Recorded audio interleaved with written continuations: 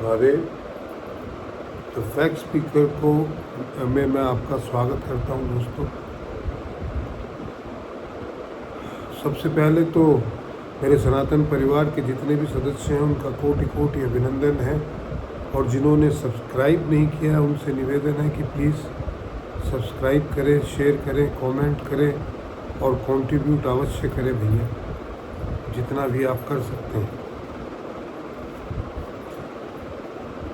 ये जो जंग है ना, ये भारत को पुनः भारत बनाने की जंग है। आज इसी विषय पे बात करेंगे। चुनाव आ गए हैं भैया, और सब अपने अपने हथियार, अपनी अपनी तलवारों पे धार निकाल के अलग अलग पार्टियां निकल गई।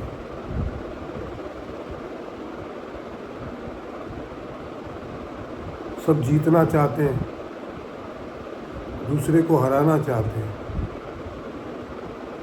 कुछ स्वयं के लिए, सत्ता सुख भोगने के लिए, कुछ देश के विकास में अपना योगदान देने के लिए, कुछ धन कमाने के लिए, कुछ नाम कमाने के लिए, अनेक प्रकार की आकांक्षाएं लिए हुए योद्धा जो हैं रणभूमि में आ चुके हैं। रणभेरियां बच चुकी हैं, चुनाव की तारीखें आ गई हैं। बट ये चुनाव लड़ा क्यों जा रहा है? चुनाव नेता लड़ते हैं क्या? ये भ्रम है। चुनाव जनता लड़ती है, नेता चुने जाते हैं।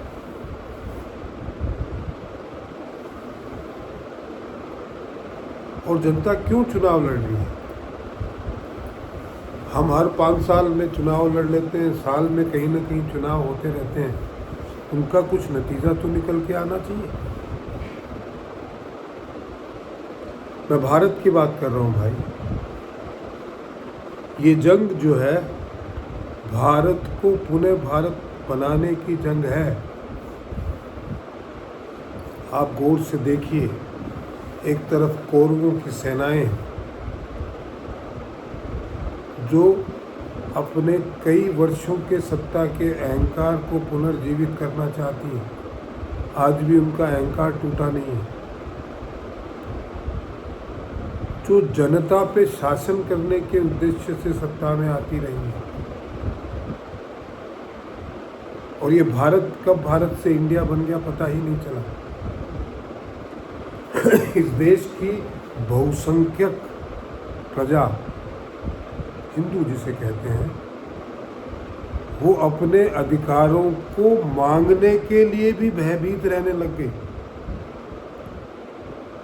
वो दूसरे के अधिकारों को नहीं छूना चाहती, लेकिन स्वयं के अधिकारों के लिए बोलने के लिए जिह्वा जो है वो फिर जाती है, जीभ कांपने लगती है।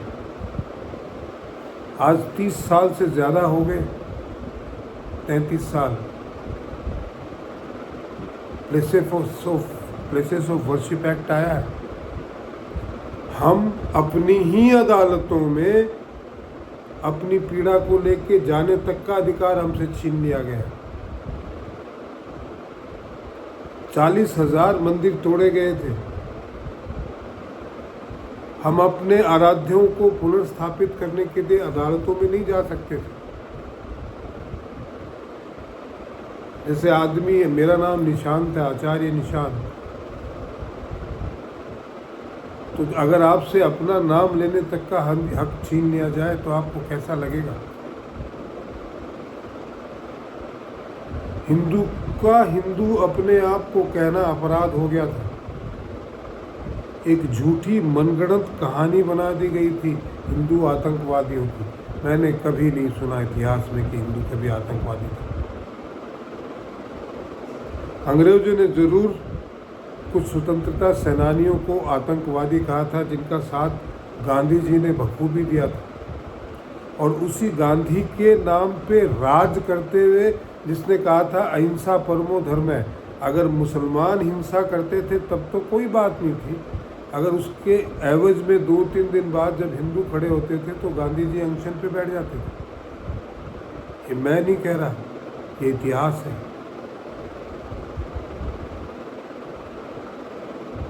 और उसी अहिंसा परमो धर्म का पाठ कांग्रेस पढ़ाती रही और उसने कभी ब्राह्मणों को मारा, कभी सिखों को मारा, जगह जगह दंगे करवाए।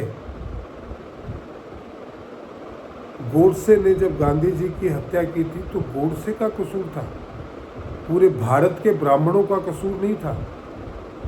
उनको घर से निकाल निकाल के पीटा गया, मारा गया, दुकानें जला दी गई।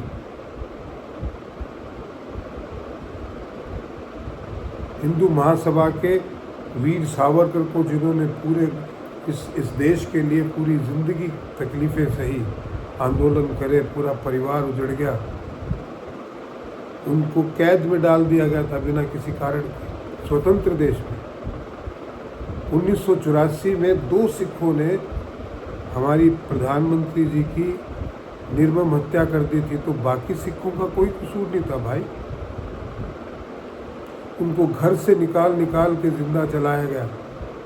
ये अहिंसा को मानने वाले लोग कह रहे कि हम अहिंसा को मानते हैं, उनके कृत्य हैं और ये इतिहास में दर्ज है।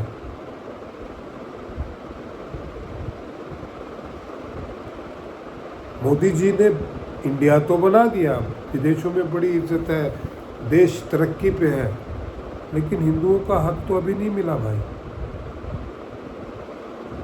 370 हट गई। बहुत बड़ा काम किया है और बहुत विकास किया है, देश का बहुत नाम किया, उनके जैसा कोई कर ही नहीं पाया, आज तक नहीं कर पाएगा। लेकिन भारत तो नहीं बना अभी भी। आज भी मुस्लिम पर्सनल लॉ बोर्ड है, वक्फ बोर्ड आज भी है, आज भी बहुत सारे ऐसे कानून हैं जहां हिंदू कुछ कर ही नहीं सकता। क्यों छोड़े हम 40,000 मंदिरों? वो हमारे मंदिर टूटे हुए।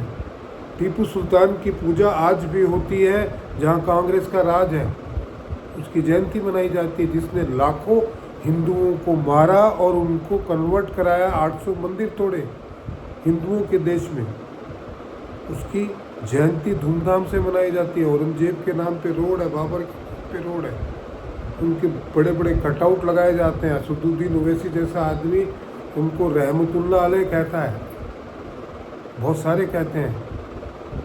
क्या कभी आपने तेल अवीव में हिटलर के नाम की रोड सुनी है?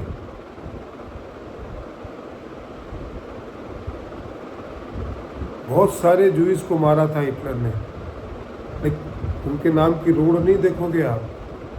लेकिन हमारे यहाँ औरंगजेब रोड, बाबर रोड दिल्ली में आज भी है।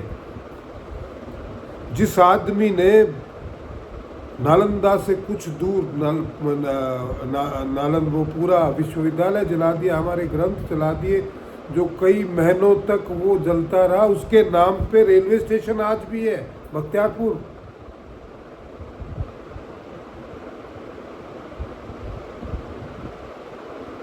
बदला नहीं गया नाम, क्योंकि लोग खड़े हो जाते हैं और सरकारें झुक जाती है। तो भारत को भारत बनाने की ये आखिरी जंग है। मेरा आपसे निवेदन है कि इस मौके को खोना मत। आज के वीडियो में इतना ही दोस्तों, आशा आपको पसंद आया होगा। प्लीज़ सब्सक्राइब कीजिए, शेयर कीजिए, कमेंट कीजिए और कंट्रीब्यूट ज़रूर कीजिए। महादेव।